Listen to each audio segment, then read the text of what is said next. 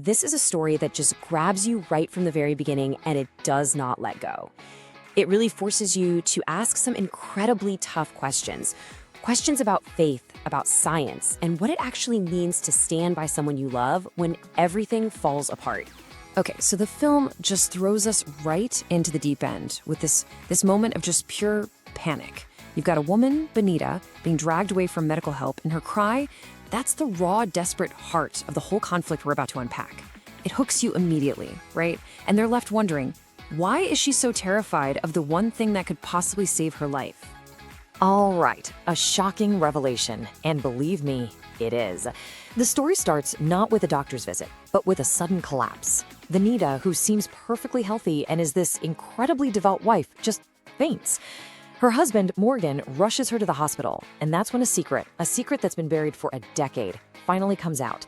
And it's something that threatens to just shatter their entire world. 10 years. I mean, just let that sink in for a second. That's the first huge shock. We find out that Benita was diagnosed with cancer a full decade ago, way before she even met her husband, Morgan. So for their entire relationship, their 2 years of marriage, she's been carrying this enormous secret all by herself. And this wasn't an accident. It was a choice, a deliberate one, that came from her deepest, most profound beliefs. And this quote, wow, this is the absolute core of her entire worldview. You see, this isn't just someone in denial, not at all. For Benita, this is an active, powerful declaration of faith. She truly believes that if she acknowledges the cancer, if she speaks its name, she's giving it power over her. So by refusing to even admit it exists, she's placing all of her trust in what she sees as God's reality, not medical reality. This leads us to the central conflict of the film, faith on trial. We're talking about a profound clash between divine belief and medical reality. And what's so fascinating is how the film sets up this huge collision course between two incredibly powerful forces. And it's all happening right inside this one marriage. It's way more than just a disagreement. It's a fundamental battle of worldviews on the very nature of survival. And this comparison really lays it all out, doesn't it? On one side, you have Benita's reality. It's built on pure faith. She says, I do not have cancer, and her treatment is the word of God, her cure, divine healing. Then you have the medical reality. It's all about science. There's a formal diagnosis, the proposed treatment is chemotherapy. It's a completely different language. And here's Morgan, her husband, just pleading with her. He's not trying to attack her faith. You can hear that in his voice. He's actually trying to broaden it. He's asking, do you really think God is so small that he can't work through medicine? He's trying to get her to see science not as the enemy of faith, but as a tool that God himself created. But Benita's response is just absolute. I would rather die trusting God than in the hands of an oncologist. And that's it. For her, the line is drawn in the sand. This isn't about practicality anymore. To her, accepting medical help would be a spiritual failure, a betrayal of her trust in God. And that's a compromise she is simply not willing to make, no matter the cost. So now we get to what the film calls a chorus of counsel, which is a great way of putting it, when a private crisis becomes a public debate. Because as if this intensely personal struggle wasn't complicated enough, you know how it is. When a crisis hits, it never stays private for long. Suddenly, everybody has an opinion, and the advice just starts coming at them from every direction. First up, their friend Jane shows up, and she offers a totally different spiritual angle. She's suggesting that maybe Benita's problem isn't a lack of faith, but that she's fighting the wrong kind of spiritual battle.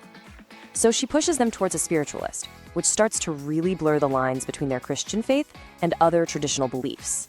And then, oh boy, the pressure really ramps up. Morgan's mother arrives, and she brings this heavy weight of tradition and, frankly, fear. She's basically threatening them, linking this to a past family tragedy and demanding they perform traditional rituals for a deity. She's convinced it's a family curse, and this just piles on a massive amount of cultural pressure to an already impossible situation. So you've got poor Morgan, caught right in the middle of this storm.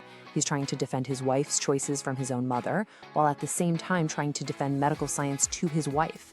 This flood of advice, it doesn't help. It isolates them. They are totally under siege, and all this so-called support feels a lot more like an attack. Okay, so all of this, the internal conflict, the external pressure, it all builds and builds until we reach the ultimate test. This is the dramatic climax where Benita's belief has to confront finality. After 10 years of relying only on her faith, her body finally hits its limit. and it forces a direct showdown with the one thing her faith was supposed to protect her from: death itself. And just look how fast this all happens. After 10 years of faith, she has a sudden collapse at home. She's rushed to the hospital, and the doctors, they pronounce her deceased. It looks like it's over. Her faith, her stance, it looks like it failed. But her husband, Morgan, he just refuses to accept it. In that moment of complete and utter despair, he prays over her. And then, a miraculous turn. She awakens. The medical staff is in total shock. I mean, listen to the doctor's words here. Something happened that we can't really explain. This is what makes this moment so incredibly powerful. You have the voice of science, of medicine, basically admitting defeat. They've seen something that goes beyond all their training and knowledge. It's an absolutely stunning moment that leaves everyone, the characters and us watching, just trying to process what in the world just happened. All right, so after all that intense drama, after that unbelievable ending, what's the message here? What can we learn? Let's talk about the key takeaways from this incredible story of conviction and eventually compromise. The film leaves us with some really powerful lessons. First, you can't deny the power of unwavering belief, right? But it also highlights just how crucial partnership is in a crisis. We see so clearly how external pressures, even from people who mean well, can make things so much worse. And here's a big one. Support doesn't always mean agreement. You can stand by someone even if you don't agree with their choices. But maybe the biggest lesson is the idea that faith and science can actually coexist. And this final quote from Morgan really brings it all home. After everything they went through, this is where they land.